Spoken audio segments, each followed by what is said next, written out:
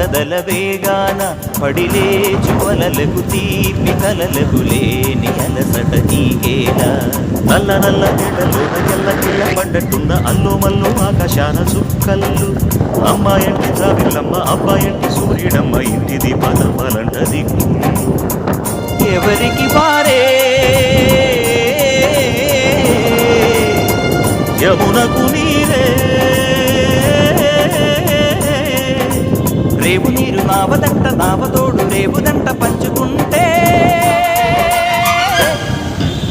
గోరువంక వానగానే గోపురానికి స్వరాల గణగణ గంటలే మోగలేలా